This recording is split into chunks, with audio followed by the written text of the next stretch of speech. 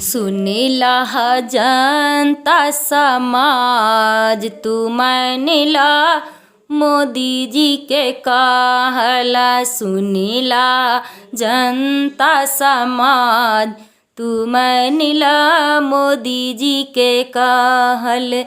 मोदी जी के कहल घर से बाहर न जइहा। मोदी जी के कहल घर से बाहर न जइहा। बाहर न जइहा ताहू दूर न जइहा। सुनला जनता समाज तू मानिला मोदी जी के कहल। सुनेला जनता समाज तू मानिला मोदी जी के कहल। मोदी जी के कहल है घर ही में रहिहा। मोदी जी के कहल है घर ही में रहिहा। घर ही में रहिया ताली बजइहा। घर ही में रहिहा थाली बजइहा। सुनला जनता समाज तू मानिला मोदी जी के कहल।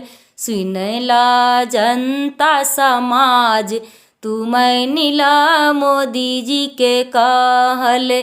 मोदी जी के कहल सब एकता बनाब। मोदी जी के कहल सब एकता बनाब। एकता बना क कोरोना के भगाब। एकता बना क कोरोना के भगाब। कोरोना के भगाब कोरोना के मारा। सुनला जनता समाज तू मानिला मोदी जी के कहल। सुनला जनता समाज तू मानिला मोदी जी के कहल।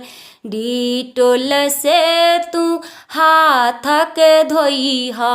डिटोल से तू हाथ के धोइहा। तब तू खाना खइहा। तू मानिला मोदी जी के कहल। तब तू खाना खइहा। तू मानिला मोदी जी के कहल। घर अंगना तू साफ से रखिहा। घर अंगना तू साफ से रखिहा। सुनीला जनता समाज तू मानिला मोदी जी के कहल। सुनीला जनता समाज तू मानिला।